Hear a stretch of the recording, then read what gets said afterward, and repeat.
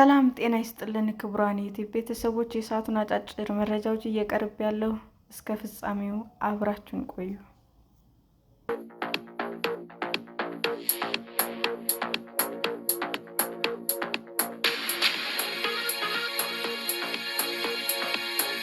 የታጠቁ አካላትን ወደ ምክክሩ ለማምጣት ተጨማሪ ጥረት እንደሚያስፈልግ ኮሚሽኑ ተናገረ። በትጥቅ ትግል ውስጥ ያሉ አካላት ወደ ሀገራዊ ምክክር እንዲመጡ ተጨባጭ ውጤት ለማምጣት ከመንግስትና ከታጣቂዎች ጋር ተጨማሪ ጥረት እንደሚያስፈልግ የሀገራዊ ምክክር ዋና ኮሚሽነሩ መስፍን አርአያ ፕሮፌሰር ገለጹ።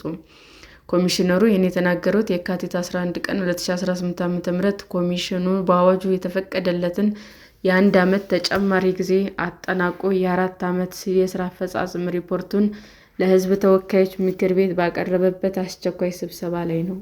ፓርቲው የኮሚሽኑን ሪፖርት ገምግሞ ቀሪ ስራዎችን እንዲያጠናቅቅ ተጨማሪ 8 ወራትን አስረዝሞለታል።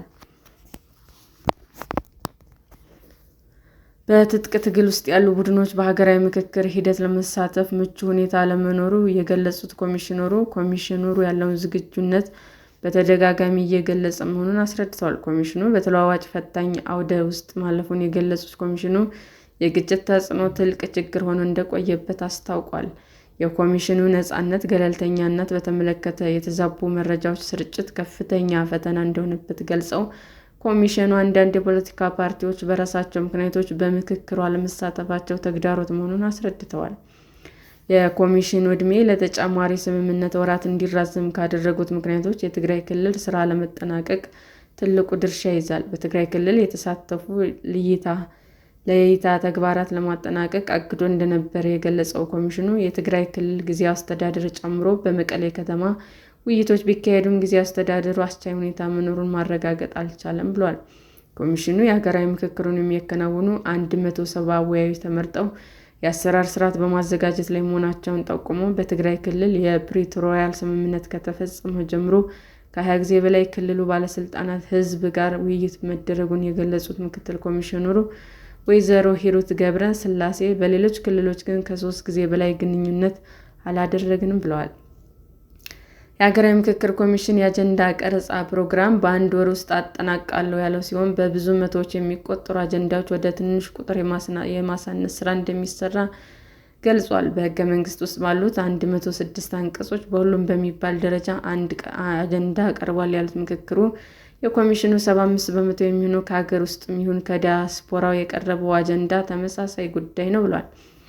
የትግራይ ክልል ያልተጠናቀቀ ስራ ከጊዜያዊ አስተዳደር ምላሽ ካላገኘ ኮሚሽኑ ተሳታፊዎችን አዲስ አበባ እንዲመጡ በማድረግ አጀንዳ ለይታውን ለማካሄድ እቅድ እንዳለው ገልጿል።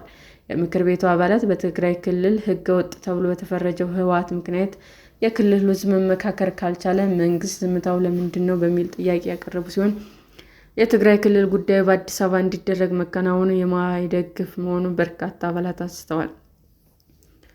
የህዝብ ተወካዮች ምክር ቤት አፈ ጉባኤ አቶ ታገሰ ጫፎ በሰጡት ሀሳብ በትግራይ ክልል ጊዜያ ቀደም በርካታ ውይይቶች መካሄዳቸውን ጠቅሰው ቀሪው ጉዳይ አጀንዳ መሰብሰብ በ1 ሳምንት የሚያልቅ ነው ብለዋል። ይሁን እንጂ በትግራይ ይካሄዳል የሚባለው አጀንዳ አብዛኛው ስራ በመጠናቀቁ ከተሰበሰበው አጀንዳ የተለየ ጉዳይ ይመጣል ብዬ አላስብም ብለዋል። አፈ ጉባኤው አክለው እውነት ለመናገር ኮሚሽነሮች ለመግባት በሚያስቸግራቸው ሁኔታ ውስጥ ገብተው ሰርተዋል። አንዳንድ ቦታዎች ላይ ትልቅ አደጋና ስጋት ተፈጥሮባቸው ጭምር ቦታውን ሳይለቁ ቁጭ ብለው ጨርሰው ነው የወጡት። ይህ ለሀገር የሚከፈል ዋጋ ነው ብለዋል። ሰላም ጤና ይስጥልን ውድ የዩቲዩብ ቤተሰቦቼ እንዴት ናችሁ? አዲስ ጀማሪ ነኝና ሰብስክራይብ ያደረጋችሁ አበረታቱኝ። አመሰግናለሁ። ዩቲዩብ አድማጮቻችን ለሰዓቱ ያቀረብኩላችሁ አጫጭር መረጃዎች ይህንን ይመስል ነበር። በሌላ መረጃ እስክንገናኝ ሼር፣ ላይክ፣ ሰብስክራይብ እንዲሁም ቢቀርብልን የምትሉት መረጃ ካለ ኮሜንት እያደረጋችሁ ቸር ቆዩን።